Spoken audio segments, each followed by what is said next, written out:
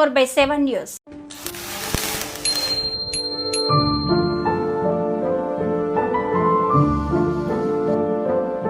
ఈ విగ్రహం తయారు చేయడానికి అరౌండ్ 6 months టైం పట్టింది.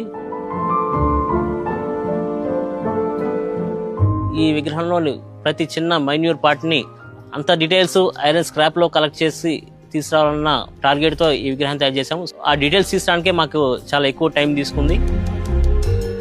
దాదాపు 20 టన్నుల ఇనుప తుక్కుతో రూపొందిన 21 అడుగుల ఛత్రపతి శివాజీ విగ్రహాన్ని తెనాలిలో ఏర్పాటు చేశారు.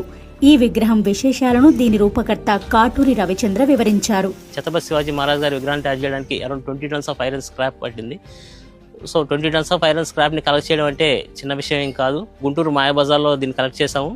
కొన్ని స్పేర్ పార్ట్స్ కొన్ని దొరకనప్పుడు వాటిని వైజాగ్, చెన్నై, హైదరాబాద్ వంటి సిటీస్లో వాటిని కలెక్ట్ చేసుకుంటూ ఈ విగ్రహాన్ని తయారు చేసుకుంటూ వచ్చాము.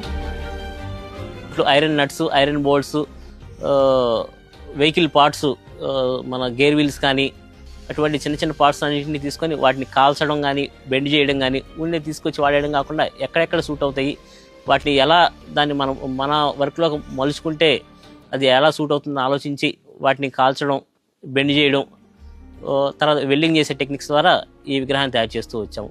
ఐరన్ స్క్రాప్ అనేది నాకు ఒక ఇంట్రెస్టింగ్ ఫామ్గా నాకు అనిపిస్తూ ఉంటుంది. ఆల్రెడీ ఇంజనీరింగ్ డిజైన్స్ చాలా ఉన్నాయి దానిలో. వాటినన్నింటినీ